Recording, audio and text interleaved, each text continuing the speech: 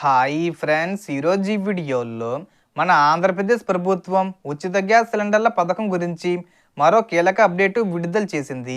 Gas connection ఉన్న ప్రతి కుటుంబానికి 3 సిలిండర్లను ఉచితంగా అందిస్తామన్న హామీ ప్రకారం ఇప్పటికే తొలి 3 సిలిండర్ల పంపిణీ పూర్తయింది.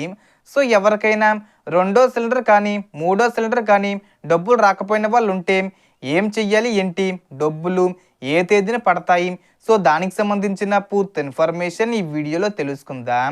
అండ్ వీడియో మీద నచ్చితే లైక్ చేసి షేర్ చేసి సబ్స్క్రైబ్ చేసుకోండి ఫ్రెండ్స్. సో ఏమాత్రం లేట్ చేయకుండా వీడియోకి వెళ్ళిపోద్దాం.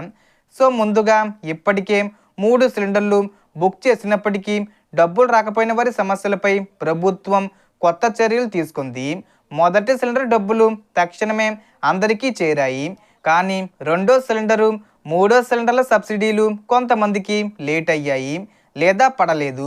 కారణాలు ఏమిటో చూస్తే ఈకేవీసీ చేయకపోవడం, బ్యాంక్ అకౌంట్లో ఎన్పిసిఈ లింక్ లేకపోవడం, అలాగే బ్యాంక్ అకౌంట్లో పేరు మరియు ఆధార్లో పేరు ఒకేలా లేకపోవడం ముఖ్య కారణాలు. ఈ సమస్యలను పరిష్కరించుకోవడానికి తప్పనిసరిగా గ్యాస్ ఆఫీసు లేదా డెలివరీ బాయ్ ద్వారా ఈకేవీసీ చేయించాలి.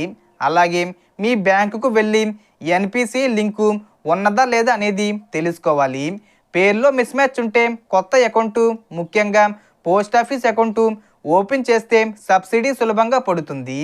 ప్రభుత్వం స్పష్టంగా చెబుతుంది, మీరు ఈకేవీసీ పూర్తి చేస్తే ఎన్పిసి లింకు సరి చేస్తే పెండింగ్లో ఉన్న 3 సిలిండర్ల డబ్బులు 48 గంటల్లో జమ అవుతాయని చెప్పారు. సో మీరు ఇవన్నీ కంప్లీట్ చేసుకుంటే ఈ డిసెంబర్ 30 తేదీ వచ్చేలోపు ఈ 3 సిలిండర్లలో మీకు ఏ సిలిండర్ డబ్బులు రాలేదో అవి జమ అయిపోతాయి. రాష్ట్ర ప్రభుత్వం ఒక సిలిండర్కు సంబంధించి 870 రూపాయలు విడుదల చేస్తుంది. కేంద్ర ప్రభుత్వం వచ్చి 50 రూపాయల సబ్సిడీ విడుదల చేస్తుంది. మొత్తం కలిపి 920 రూపాయలు అనేది ఒక్కొక్క సిలిండర్కి జమ అవుతాయి. సో మొత్తం ఇన్ఫర్మేషన్ ఇది ఫ్రెండ్స్. మీకు ఈ వీడియో నచ్చితే లైక్ చేయండి, షేర్ చేయండి అండ్ సబ్స్క్రైబ్ చేసుకోండి.